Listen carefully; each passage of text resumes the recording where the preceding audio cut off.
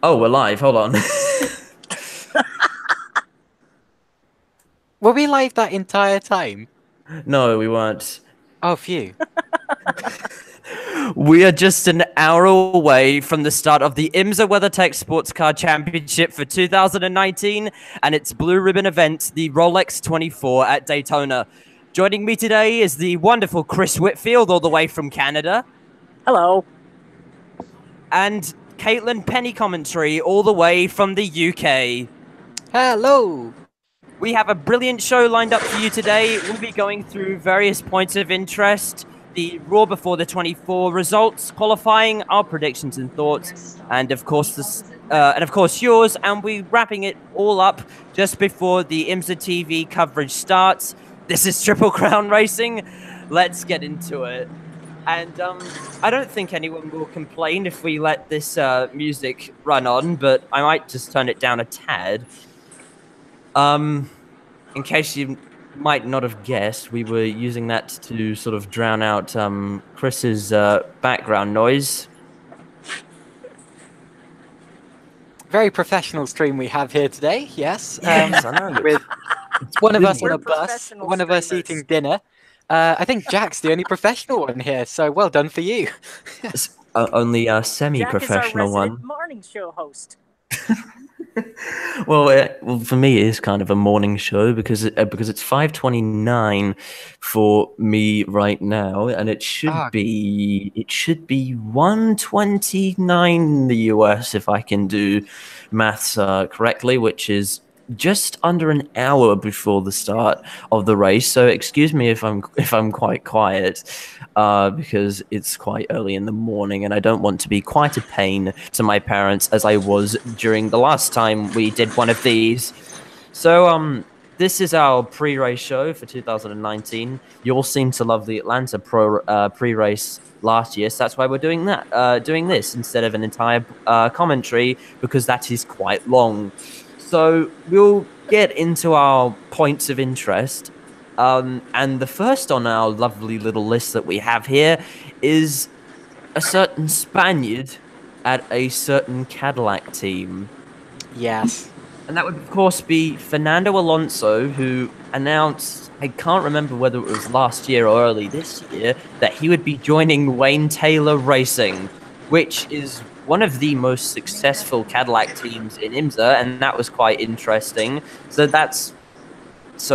he made his debut at Daytona. In case you don't know, he made his debut at Daytona last year with United Autosports, but they didn't do quite so well. Oh, they had pace. It's just unfortunately they had some problems with the car and wound up finishing, I believe, 42nd over or 38th overall 1 year ago. Which was actually somewhere in the middle of the GTD field. But the thing is, though, it did pave the way for Fernando Alonso to go and do the World Endurance Championship in the 24 Hours of Le Mans with Toyota Gazoo Racing. So he hasn't been racing in the US since then, apart from the US Grand Prix. But then he announced he'd be doing it with Wayne Taylor Racing. And of course, I believe, if I'm not mistaken, they actually won the Rolex 24 a few years back. Am I right? Yes, they did. They won Yes, in 2005 and 2017. Right. So The that's 17 very victory interesting. came with Jeff Gordon driving. Yep, so that was probably Fernando Alonso is our most high-profile driver for this year. Of course, whenever Fernando Alonso goes anywhere, when he went to Indy, when he went to Daytona, he always brings a massive following, which is fantastic for the sport. And of course, he was going to be our first story as a result. I remember last year there were points in the race where, just as Alonso was getting into the car for his stints, suddenly the stream would start lagging. And what that was all the Spanish fans and all the Alonso fans suddenly tuning in at the same time and demanding the same stream. So Alonso mania is absolutely real. It's great to see him back, and with a quick car as well. The Konica Minolta Cadillac. He stands a really, really good chance for good results today. he may be only 6th on the grid with his team, and I believe it's actually going to be Renger van der Zande starting the car. This is a 24-hour race, so there's a lot of time to make it up. And all 4 of those drivers, van der Zande, Taylor, Alonso, Kobayashi, very, very competitive, very professional, very quick. I think that car should be definitely one to watch, as I'm sure the majority of Europe would agree. Anyway, on to our... And I've got just one more point as well. The fact that on social media, he's actually kind of taken over the Wayne Taylor Racing social media presence with the fact that he is actually now dressed up as Rodney Sanders, as the famous alter ego Rodney Sanders at Sandstorm, rather. And he's gotten a lot of popularity for that as well. And it'll be interesting to see how he does in what is essentially one of the best cars on the grid. Anyway, let's move on to our next story, and I believe this is one that I was going to say that Chris would like, but I think this is one that every single race fan appreciates, and that is the retro liveries for the 50th IMSA anniversary. Now, I believe the first set of liveries that we were exposed to were the Acura Team Penske's. Yes, there are actually 9 retro liveries in the field for the Rolex 24. There's the number 8 Starworks Audi, which is running on the Group 44 colors. There's also the 2 Acuras, which are running with Comtech colors, reminiscent of their 1991 to 93 Camel Lights championships. Yes. Just a quick message from Michael DiPietro. So I believe that's a friend of yours. That would be mine, and he says, hello and happy 2019, happy Rolex 24 day. Thank you very much, Michael DiPietro. So far we have 8 viewers. And tell Mike so we're doing quite well. And oh yes, Chris is on his way. All right, so we have the 2 Acuras, which were based off the. Sorry, what did you say again? So it was the 1991 to 1993 Acura Spice that ran in the Camel Lights class. All right, and then we also won 3 championships on the trot. In fact, we also have the Chip Ganassi Fords, which look fantastic. Fantastic. One is the Jack Roush, the 66 is the Jack Roush Motorcraft Protofab Mercury Capri throwback. I love the look of that car. Absolutely love the look of it. We also have Core Autosport. We also have Core Autosport after purchasing their new Nissans. They're harking back to the old Group C days, and Chris, you'll know that 1 second I hated that car, and then at the next second, once I realized what they were throwing back to, I absolutely loved it. Well, also, it's actually, believe it or not, it's not so much a throwback to the Group C car. Yeah. As it is to the Electromotive GTP ZX that won the championship in 1988 in the IMSA GTP class. We also have the last set of retro liveries, and I believe that this is a favorite of the fans, and it always is really when this particular company does it, and that would be Porsche. Oh, yes, the famous number 59. And Nick Tandy, who won the pole for the Rolex 24 in GTLM, is actually going to be running a throwback helmet. And also, interesting words this morning. I do apologize. It's very early. Every time Porsche have won, have run a retro livery, they have won the race. So that started back in Le Mans last year. Then they won at Road Atlanta. And could they win today with another retro livery? Well, I guess we'll have to find out. Anyway, it is a jam-packed show, so we do have to move on. And on our little plan here, which I do have open, Chris, you have stacked driver lineups. Now, tell us about that. Yes. Every single lineup, it seems, is packed to the gills with amazing talent. Like, for instance, we've got not just Fernando Alonso, not just Alex Zanardi, who's back in the sport for his first American race since his accident, which is very inspiring, I might say. But also some of the talent that's come from other series that is certainly fun to watch. Like, namely Alonso, which I believe a lot of Formula One fans will be very excited about. Who else have we got? Well, at IMSA, we have a whole grid full of extremely talented drivers. You know, looking down the list, you can pick out almost hundreds of drivers who make you stop and stare like, whoa, that's going to be a quick lineup. You know, in all 4 classes as well. I don't know if it's too early to go into predictions or anything like that, but there are definitely some lineups there that really catch my eye. It's great to see Alexander Rossi in one of the Acuras. I don't know if he raced one of the Acuras last year too. My memory isn't. No, this is his first right time there, this is his first try at the Rolex. Great, that's why his name caught my eye. Rather, he's going to be starting 2nd place in the Acura alongside Wayne Taylor and Elio Castroneves, who, let's face it, are no slouches themselves.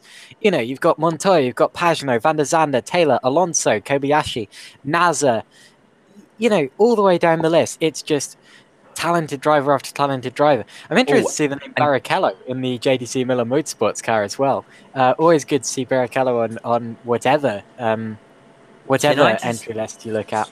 Can I just say, for our Australian fans, which if you're up now, you're very committed, but in the number 24 BMW, Chaz Mostert. That's very interesting. Oh, yes. Master of V8 Supercars, master of Bathurst, Chaz Mostert. Anyway, we might have to move on because there's a massively packed show today, and we actually relatively... Well, we're starting kind of to run out of time. We still got... Ooh, I can't do maths today. I think we have 45 minutes left. I think we have 45 minutes left if my brain has worked correctly.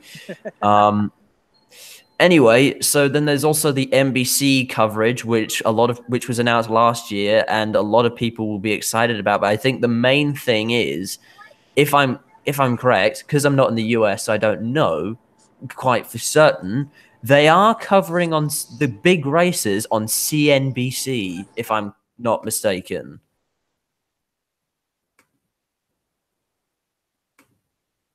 That's one for Chris. I wouldn't know. Where's Chris gone? Oh, Chris seems to have dropped out. Well, hopefully he'd be... I was wondering why it's still gone quiet. Yeah. Oh, that's a shame. Chris, okay. We need you. Okay. Don't worry. Never fear. This happened in our testing, so I'm sure he was on a bus, wasn't he? Yeah. Never mind. Okay. He might be going through a tunnel. Anyway, yeah. Back to the lineups. As I was saying, in all 3 classes we have thrillers. You mentioned Chaz Mostert there in the BMW. He himself is actually going to be alongside. Alongside Alex Zanardi, who is the notable, or one of the notable drivers from that lineup. There's the background. Jesse Crow. There's the background noise. That must mean Chris is back. Yeah, there you go. Forgive me. I believe Jesse Crow is a platinum-rated driver. Yes. Yeah. I think pretty much every factory driver is. Yeah. So anyway, moving on. We have Chris. They are covering, I believe, the 4 big races on CNBC, if I'm not mistaken. through NBCSN, CNBC, the big network, NBC, and NBC Sports Go. Right. Well, I can't say I know a lot about American television, but if you are in the North American region and you have a telly box thingy, I'm sure you'll find a way to watch this, which I believe it wasn't the easiest thing. It wasn't the easiest thing to watch these before, but now it has been made easier. And I should add that any Canadians that are watching that are going to tune in, I would recommend either download a VPN or tune on to Discovery Velocity, as they have just signed a brand new deal for the 2019 season with Discovery Velocity, and IMSA TV's feed, unfortunately, will be geo-blocked as a result. Anyway, question from very edgy Jeff. He's asking, where can I watch the race live? Now, I know since you're in Indonesia, I believe you'll be able to use IMSA TV, which you can just find by pretty much just searching that up. But don't trust that entirely, because I don't know I'm not entirely sure if it will work in Indonesia. I believe it in will. Indonesia it will work. All right, good. Anyway, moving on. Chris, you also have charting the changes in each class: DPI, LMP2, GTLM, and GTD. So, what are the major changes that we can expect for this year, Chris? Well, of course, the biggest change for 2019 is the split between the two prototype classes. In that the regular Pro-Am based LMP2, or the global cars, those with the Gibson V8, are going to be in a separate class with the DPIs. And that the DPI is actually going to be its own separate class. They're not running for Pro-Am, or they're not going to be running for overall Professional streaming. Yes, absolutely. I hope you have your sound effects ready, Chris. I'm on a phone, so unfortunately not. Oh, that's a shame. That's such a shame. That's one of Chris's main things that he does. He likes to play sound effects. But anyway, continue. As a result, the DPIs have all been given power increases, which means sped up. So that will probably be one of the reasons that we saw a new track record set in qualifying, but we'll get to that later. We'll get to that later. Yeah. I'll warm up my Tom Carnegie voice. You do that. So major change. So that's the major change in the prototype class, which has left a worrying number of entrants in the LMP2 class, with only 4 cars in that particular class, which I believe is that's not great, but hopefully that will improve next year, or maybe even throughout the year. But Chris, are there any major changes that have taken place in GTLM and GTD? Not that I can think of. For GTLM, obviously not. But for GTD, Lamborghini and Audi have unveiled their brand new Evo package for their Huracan and R8s. So that, of course, means if qualifying is anything to go by, or the Roar, those Lambos and Audis are going to be rather quick. Plus, the R8 LMS Evo has won. It's undefeated this year, having won the Dubai 24 Hours, and I think Caitlin can vouch for me on this. The Gulf 12 Hour. I didn't see the Golf 12 Hour. I don't actually think they had the Evo version at the Dubai 24 Hours. I'm not entirely sure. Do you know if they did for certain? Because I thought they were running last year's version there. Anyway, it's not brilliant to discuss results that we're not actually sure about. So let's move on. Yeah, sorry about that. And this is probably the story that made it that brought a tear to each of our eyes, and that would be Alex Zanardi driving for BMW. Now, Oh, we first sort of saw that when we saw him doing the pit stop practice, and we could not believe our eyes when he was lifting himself in and out of the car, and not only that, but helping do up the belts. Of course, if you don't know about Alex Zanardi, he had a huge crash in an IndyCar race back in 2001, which resulted in him losing his legs. But he came back to racing, and he'll be starting at this year's Rolex 24 in a BMW M8 with dual control. So you'll just have the conventional controls, and then you will also have Alex Zanardi's various hand controls in the car as well. you know, the great thing about Alex is that he's worked so hard to bring himself up to strength in ways that aren't natural to most people. Like, for example, a lot of people would have just said, you know, that's my career, over. I'll go and be a commentator or something like that.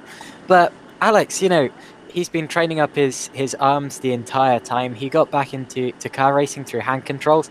He did Paralympic hand cycling, for goodness sake. He's won 2 gold medals in that, which I think is one of the most impressive things, that kind of cross-sport compatibility.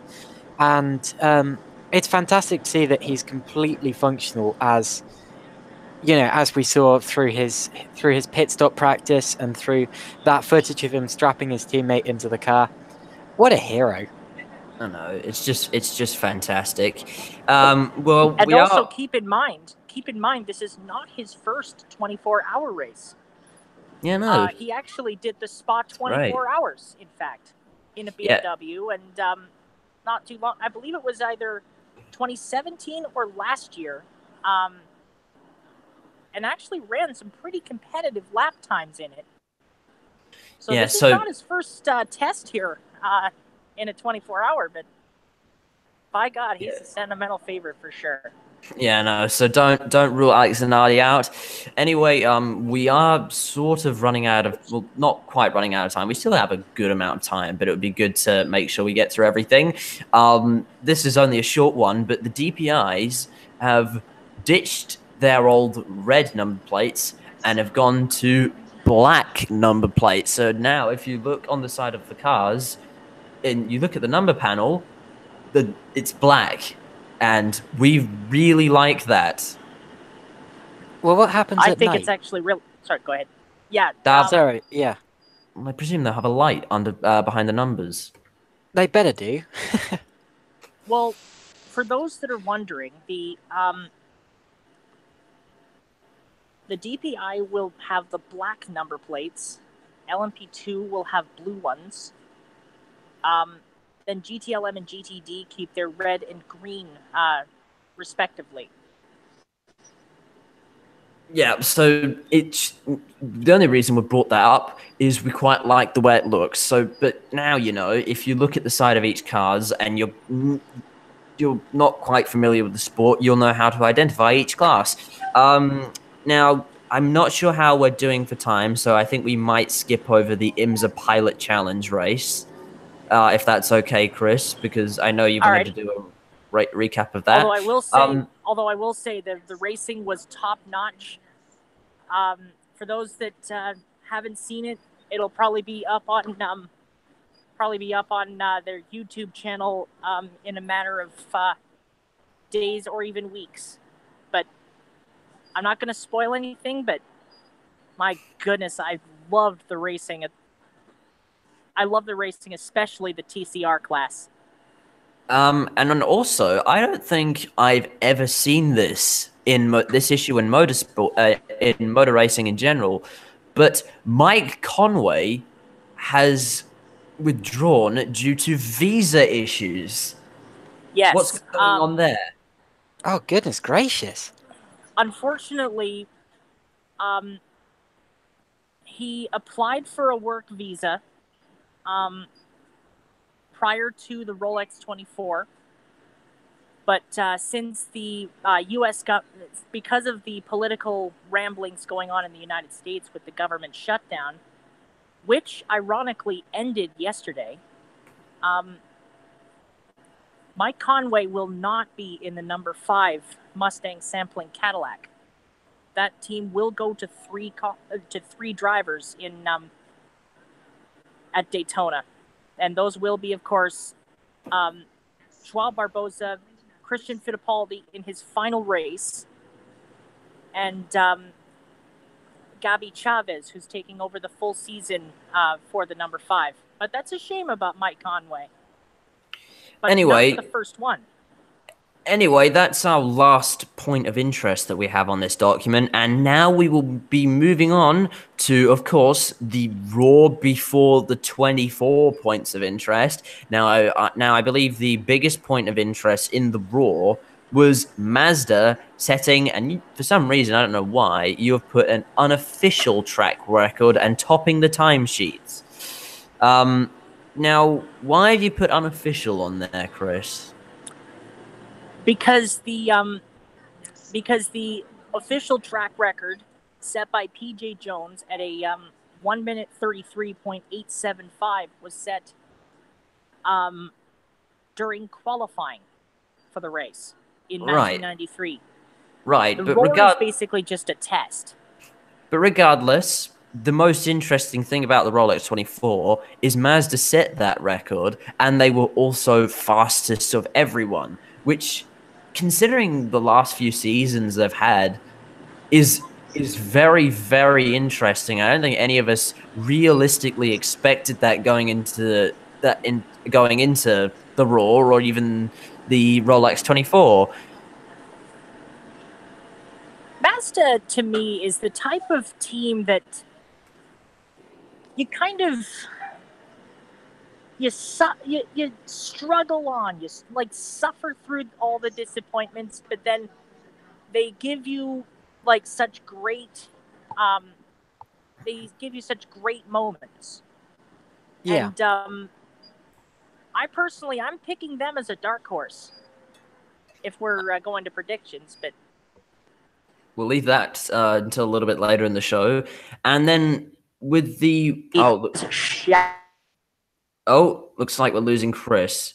Well, the interesting thing about Mazda, as Chris was saying, was that you do have to really struggle on with them and hope. There's a lot of hoping that goes on because they're quite inconsistent in that they're not always at the top of the game, but when they are, everyone notices. You know, right now, Mazda, they've topped the timesheets in pretty much all of the sessions so far. You would never have seen that a couple of years ago, but this is their time to shine, and I guarantee they're going to be pushing their absolute hardest. Yeah, it should be good. And then I don't think this is any secret to anyone, but the other point of interest was because Continental withdrew last year, we had Michelin tires debut in the other 3 classes other than GTLM. So, Chris, what has that meant for us? It means that the speeds are faster. The tires will actually probably last longer, which is great for some teams that were hampered, like the number 10 1 year ago, in which they had multitude of tire failures due to Continental bringing a not so good tire compound to the Rolex. But this one, Michelin's have been proven to last in, and I believe actually this is the first time since the spec tire rules came out in Grand Am that Michelin has actually run, Michelin's actually run in a prototype. Yeah, so after the Robert 24, main point of interest was Mazda, but now we are moving on to the interesting stuff. We're moving on to qualifying, so we'll be going through the grid for you today. Now, on the pole, and this is very interesting, and I believe this is the track record actually, is the number 77 car. And that is the Mazda Team Yost Mazda DPI. That's the 77 car. The drivers, that's Oliver Jarvis, Tristan Nunez, Timo Bernhard, and Rene Rast. In second is the number 7 Penske Acura of Ricky Taylor, Elio Castroneves, and Alexander Rossi, setting a slightly slower time. So the Mazda set a 1 minute 33.685. The Acura Team Penske car set a 1:33.873, so relatively close times. In third place in the DPI field is the other Acura Team Penske car, the number 6 car, of Juan Pablo Montoya, Dane Cameron, and Simon Pagno. So that's your top 3 in the down the rest of the order. Look who's in fourth. It's the 55 car of Jonathan Bomarito, Harry Tinknell, and Olivier Pla. I think that's quite interesting, don't you guys? And also, yeah, absolutely. Oh, and 1 or 2 points I'd like to make about the track record time. Both the numbers, both the 77 and the 7 qualified within the existing track record. So, all right. Very nice. Moving down. The thing I really like about this grid is the fact that you've got both Acura and Mazda in a fight for supremacy up the top. It goes, Mazda, Acura, Acura, Mazda. So that's going to be something interesting to look out for. The fight between the two manufacturers at the top. They definitely look like they're going to be the cars to beat here today. But look behind them. You've got a massive field of Cadillacs just breathing down their necks. Cadillac. Yeah, those, of course, being the 31 car of Felipe Nasr, Eric Curran, and Pipo Durrani, who moved over from the now-defunct ESM. The number 10 car, the Konica Minolta car of Jordan Taylor, Fernando Alonso, Kamui Kobayashi, and Renger van der Zande. The number 50 Juncos Racing, new to the grid this year, over from IndyCar, and I'm not good with these names. Chris, take it away. Augustine Canapino, Renee Binder, Will Owen and Kyle Kaiser. Yeah.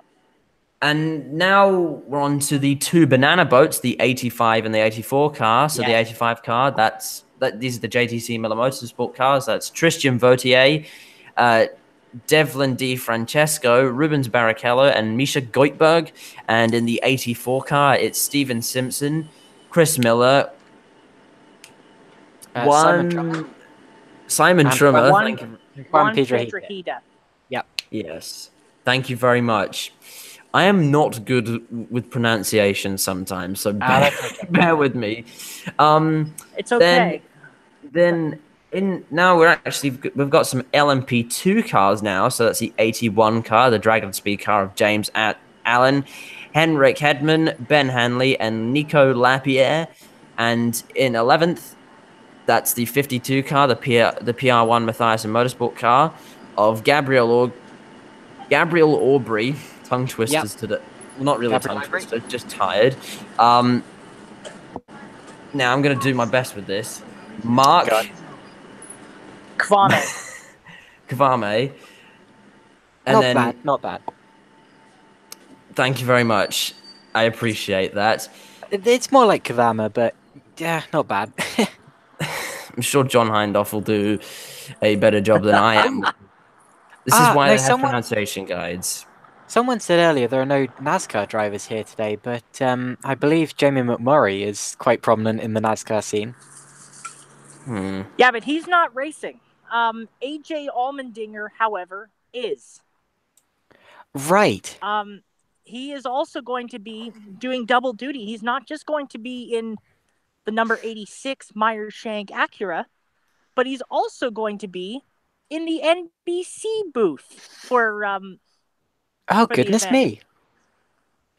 Anyway, also on the PR Matthias and Motorsport lineup is Matthew McMurray, who I'm not sure if is related to He's related. He's the son of Chris McMurray, not Jamie. Ah, so right. he's not the NASCAR driver. No. No. Ah, okay, I got His them surname confused. has an A in it. Ah, right, McMurray, got it. Sorry. Anyway, running off the PR1 lineup is Enzo Gubert. I Guibe. think. Gilbert. Yeah, Guibe. I am hopeless, and I was like this in the Atlanta broadcast. Anyway, Not bad. Yeah, you did a good job. unfortunately for Nissan and Core Autosports, they've actually qualified behind the PR1 car in their DPI. So that's Jonathan Bennett, Colin Brown, Romain Dumas, and Loic Duval. So that's quite a disappointing qualifying for them. And Although not surprising. and then it's another LMP2 car. This is the other Dragon Speed car of Roberto Gonzalez, Pastor Maldonado, Sebastian Zavedra, and Ryan Cullen. Yes, I got through a lineup without needing any help. Oh yes. Ah, well done. And Well done. rounding off the LMP2 field is Performance Tech, with Kyle Mason, Robert Mason, Cameron Cassos, and Chris Wright. Now onto GTLM. The number 911 car has qualified on the pole with Nick Tandy, Frederick Makovecki, and Patrick Pile. Then it's number 3 car, the Corvette of Jan Magnussen, Antonio Garcia, and Mike Rockenfeller. Now, why were they Then so slow? What happened to them yesterday? well, they're not slow. They're in third. Ah, sorry, I was reading. I heard the wrong thing. I was looking at the Mustang sampling car. Yeah, Oh, sorry. Although that's I fine. will say the 66 Ford did crash during practice yesterday with Sebastian Bourdais at the wheel. Yes, yeah, I heard about that. Then It was cosmetic, though. We can rebuild it. We have the technology. Then we have the 67 car of Ryan Briscoe, pink fluffy bunny slippers himself, Richard Westbrook, and the master of fuel saving and 5-time IndyCar champion Scott Dixon. Then after that, it's the 62 car, the Risi Competizione car of Davide Rigon, Miguel Molina, Alessandro Pierre Guidi, sorry, it's early, and James Collado. And speaking of which, if you're tuned into the NBC coverage, Dixie is being interviewed as we speak. Is And he? I have to say, on the topic of the number 67 Ford, it's throwing back, of course, to the wonderfully beautiful Castrol Jag GTP. Anyway, looking down the rest of the order, the 9112 car has qualified in P5 on the GTLM field with El Bamba, Lawrence Van Tour, and Mateo.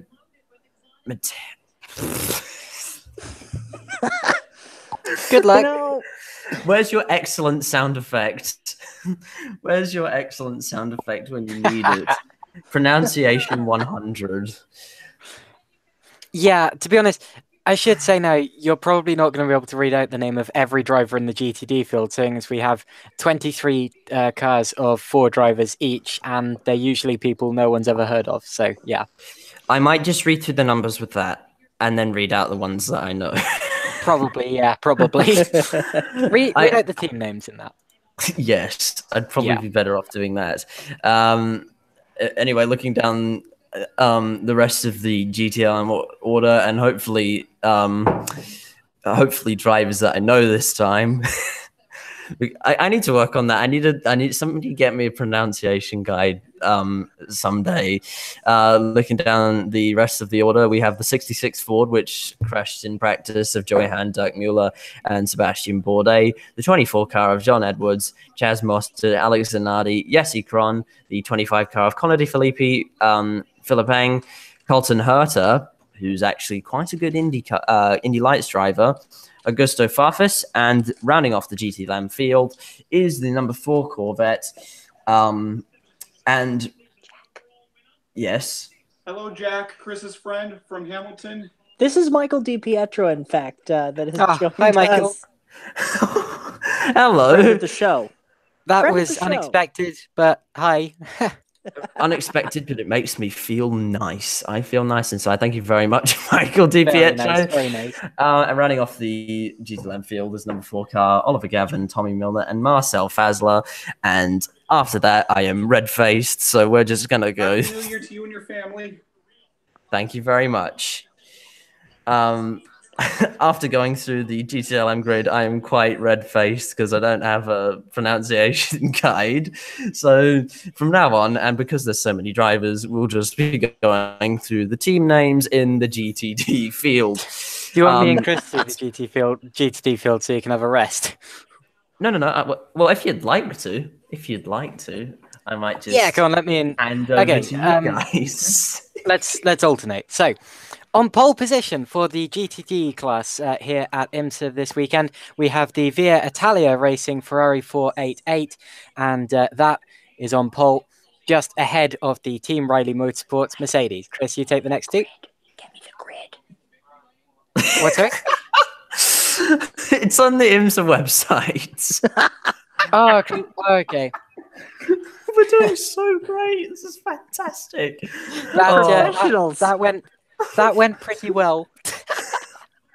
Oh my gosh, Chris! If you have an excellent sound effect, please play it now. That's my spotter guide. He doesn't have it. Never mind. Okay, Caitlin, go on ahead. I'm just taking this time to think of my predictions. But anyway, yeah. So I've said the Right. first two. Oh, Okay, in third place, the Meyer Shank Racing Acura NSX GT3, the car notable for AJ Allmendinger, in fact.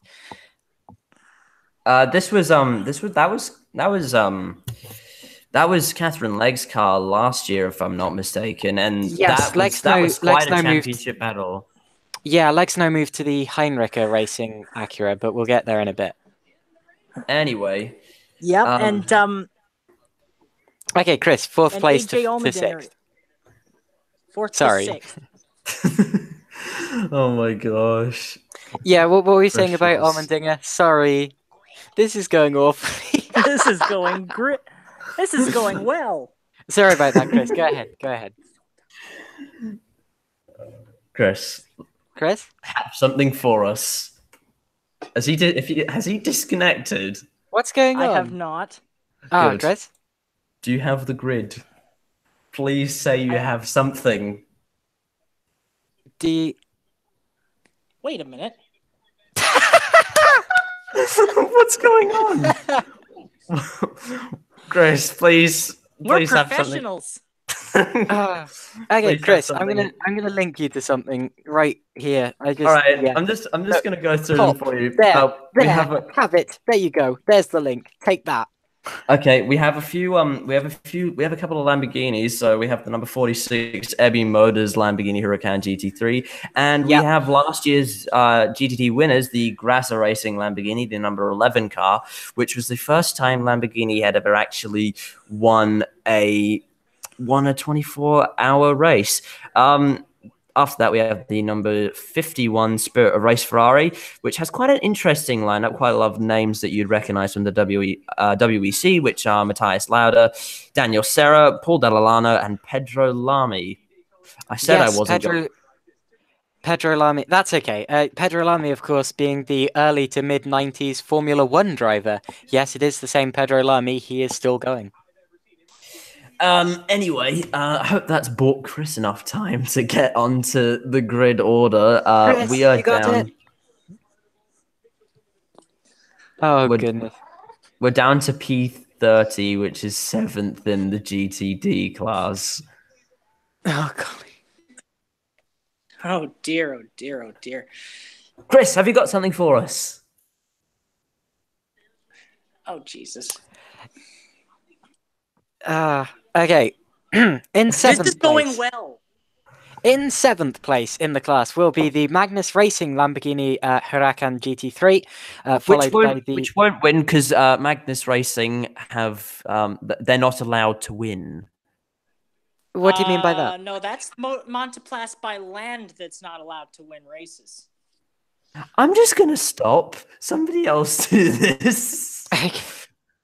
Then we have PFAFF Motorsports Porsche 911, which I really want to read as PFAF.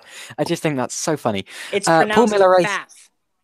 FAF. It's a Pronounced Canadian FAF. Okay. company. I want to call it PFAF. That's what I'm going to call it. Paul Miller Racing is 9th, Lamborghini Huracan. Park Place Motorsports is 10th in the Porsche 911. Chris, do you want to read out the rest? Are you there? Fingers crossed. Need the tablet. Okay, 11th is going to be the Heinrich Racing Acura NSX. Don't say I didn't give you an opportunity. 12th place, AIM Vassar Sullivan, Lexus RCF. Actually, the first Lexus, so Lexus not having the best of qualifying performances there. Black Swan Racing, Porsche 911 is 13th, unlucky for some. AIM Vassar Sullivan is 14th with a Lexus. Then we have the team that is apparently not allowed to win, which is Monteplas by Lant Motorsport. A very strong lineup in that car, actually. Scuderia Corsa is 16th with a Ferrari. Then we have NGT Motorsports, Porsche, Starworks Motorsport, Audi, More Speed, Audi R8, WRT Speedstar, Audi Sport driving a Lamborghini. Only joking, it's an Audi. P1 Motorsports driving a Mercedes. Precision Performance Motorsports with a Lamborghini. And then the field is round out by the Turner Motorsport BMW. Why is that so far down? Oh, no time. That'll be why. And then also there's the Mustang sampling car. And thank you. I've just looked in the mirror and my face is actually red. So that's Goodness good.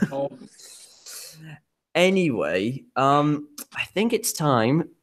Just almost before the race starts to go through some predictions and thoughts. Now, if you're watching in the YouTube chat right now, this is the time to put in your predictions and your join thoughts. In. Let's see who can get the closest. Please join in. I've already been embarrassed enough by myself. Oh no, anyway. I haven't embarrassed anyone, have I?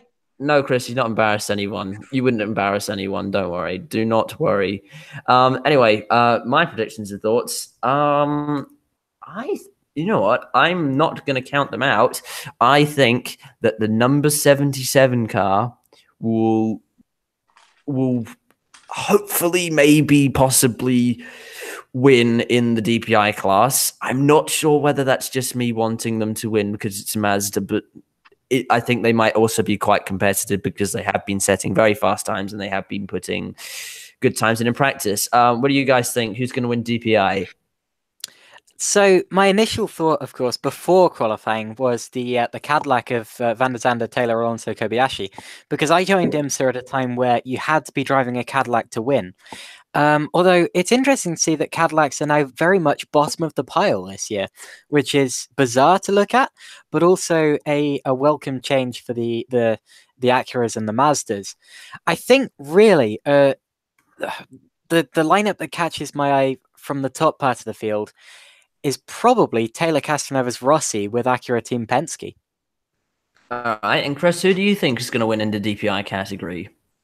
For me, I think it could be basically anyone. It is a test of 24 hours. It is a 24-hour endurance race, and anything can happen. But honestly, I wouldn't put it past the number 5, Ashton Express Cadillac to sneak a win out.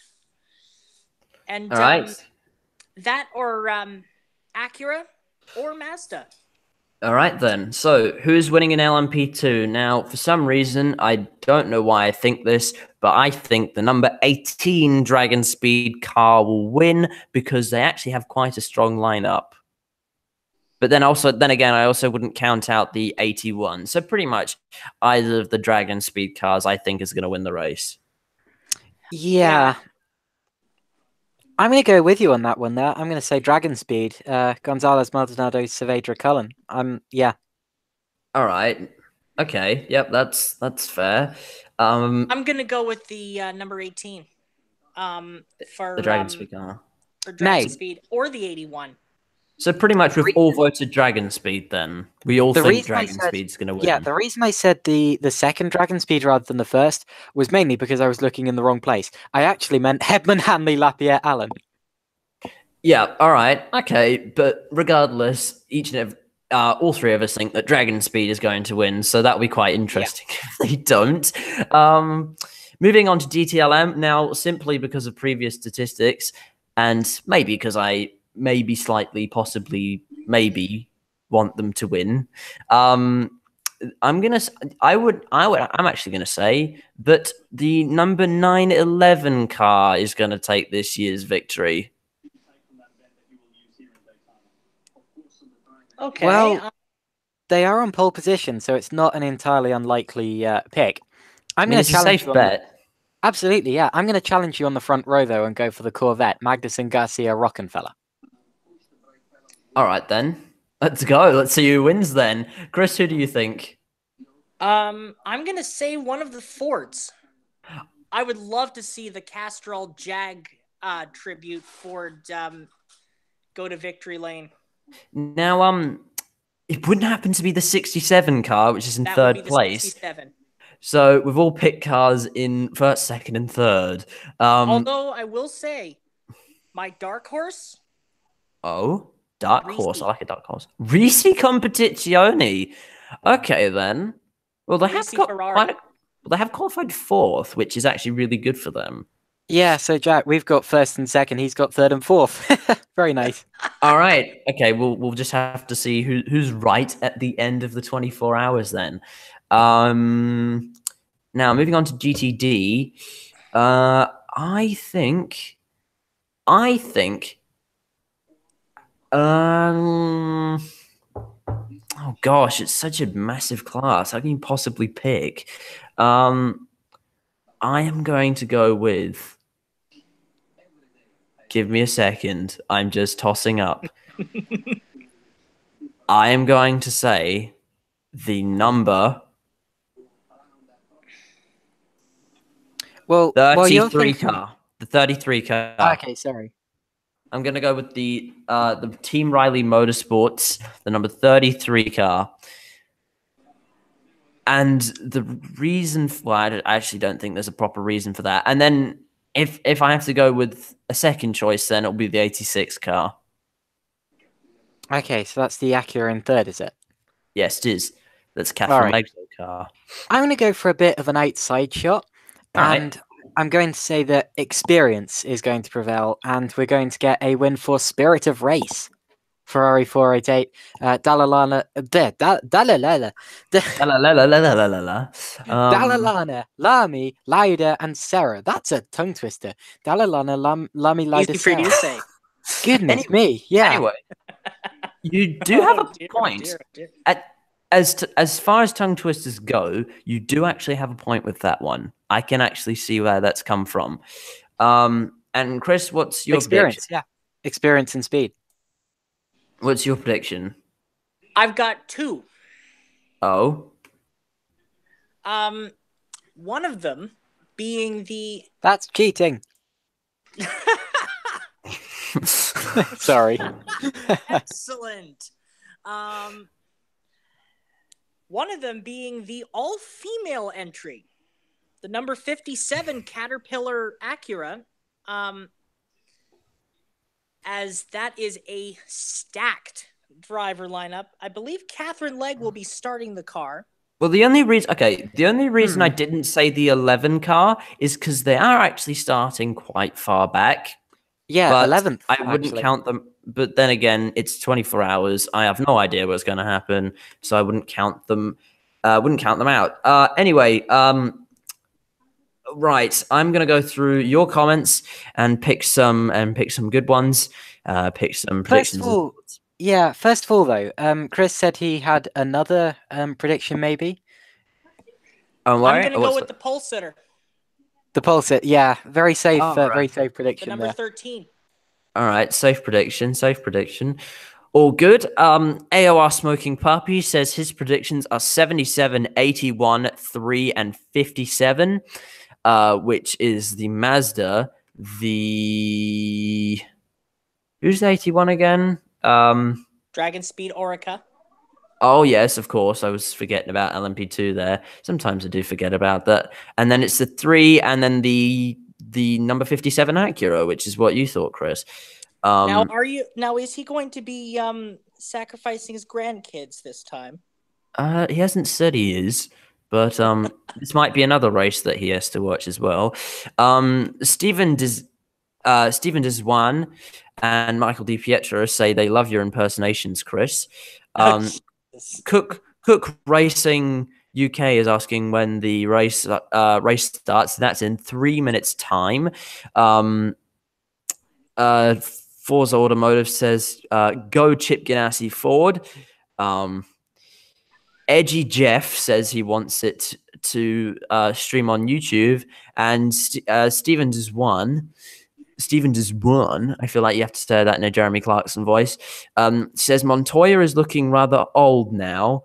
I would say Montoya is looking thick, and I've got my hand in the sort of hand gesture you usually use for thick.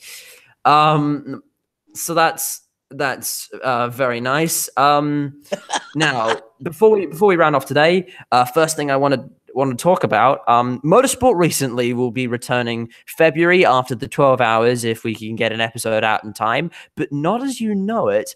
And its new format might be right in front of you, but you'll just have to wait and see.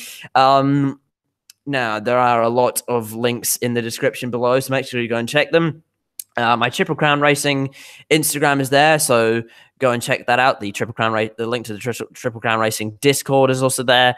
Caitlin Penny commentary YouTube also in the description. Caitlin Penny's Twitter is also down there as well. The wonderful Chris Whitfield's Instagram account is in there, as is his YouTube, and as is his Twitter.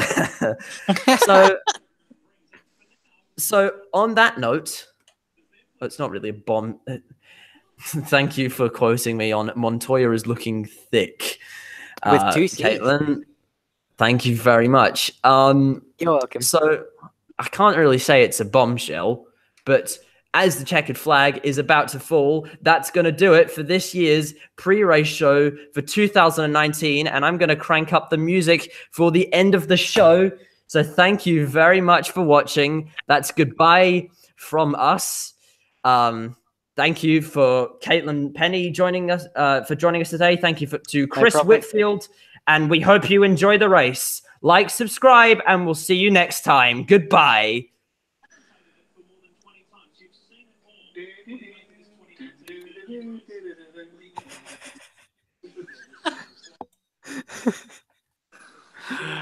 Are we still live? Huh?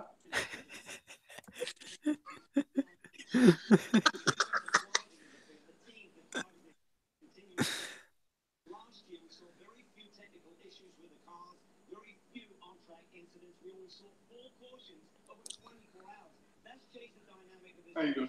You still on? He's just playing the outro, I think. Hey, Jack, you need... Oh, I'm sorry.